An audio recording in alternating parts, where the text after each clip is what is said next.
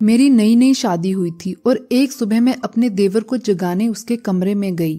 फिर जैसे ही मैं उसके पास जाकर उसे हिलाने लगी तो अचानक उसने मेरा हाथ पकड़कर मुझे अपने बेड के ऊपर खींच लिया और अपने ऊपर लेटाकर मेरे आगे पीछे सभी तरफ हाथ फेरते हुए सीधे मेरे होंठों में होंठ डालकर चूमने लगा। मैंने धक्का देकर उसे अपने से दूर किया और कहा, शर्म नहीं आती तुझे दीपक, मैं तुम्हारी भाभी हूँ। ये सुनकर उसने अपनी आंखें खोली और हंसते हुए कहा, सॉरी भाभी, मैं नींद में था और मुझे लगा मैं सपना देख रहा हूँ।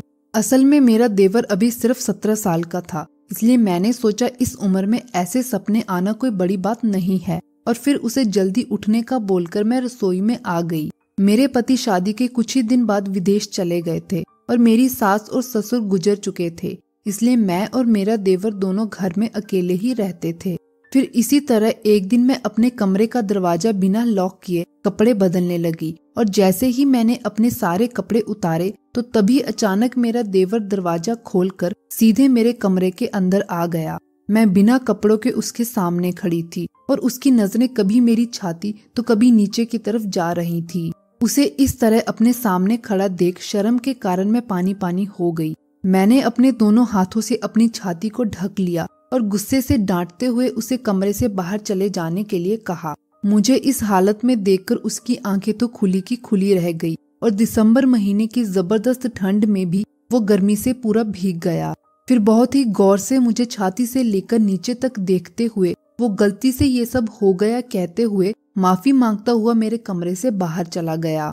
उसकी ये हरकत मुझे बहुत बुरी लगी, लेकिन फिर मैंने सोचा दरवाजा लॉक ना करना गलती तो मेरी ही थी, उसने कौन सा जानबूझकर ये सब किया है।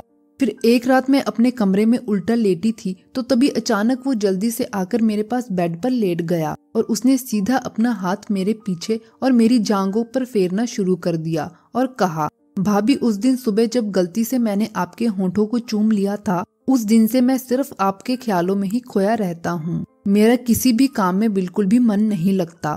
जब भी मैं आपका जबरदस्त शरीर आगे पीछे से देखता हूँ तो मेरे तो तन बदन में आग लग जाती है और आज मुझसे रहा नहीं जा रहा। उसके मुंह से ऐसी घटिया बातें सुनकर मेरे तो पैरों तले से जमीन निकल गई, क्योंकि मैं तो उसे अभी बच्चा समझ रही थी।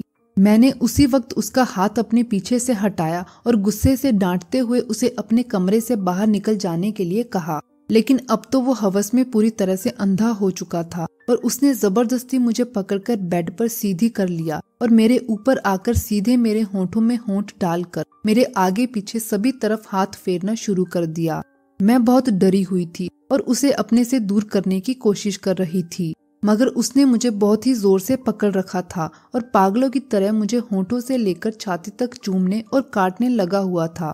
उसके हाथ ऊपर से लेकर नीचे तक मेरे शरीर के हर हिस्से को छू रहे थे और अब तो उसने जबरदस्ती मेरे कपड़े भी उतारने शुरू कर दिए थे। फिर जैसे ही उसकी पकड़ मेरे शरीर से थोड़ी सी ढीली पड़ी तो मैंने पूरा जोर लगाकर धक्का देकर उसे अपने से दूर किया और भागकर अपने कमरे से बाहर आ गई और कमरे का दरवाजा बाहर से बंद कर दिया। फिर मैंने उसी वक्त अपने पति को फोन करके पूरी बात बताई तो मेरे पति ने पुलिस को फोन करके घर भेज दिया। ऐसी ही और अच्छी कहानियों के लिए वीडियो को लाइक और चैनल को सब्सक्राइब करना ना भूलें।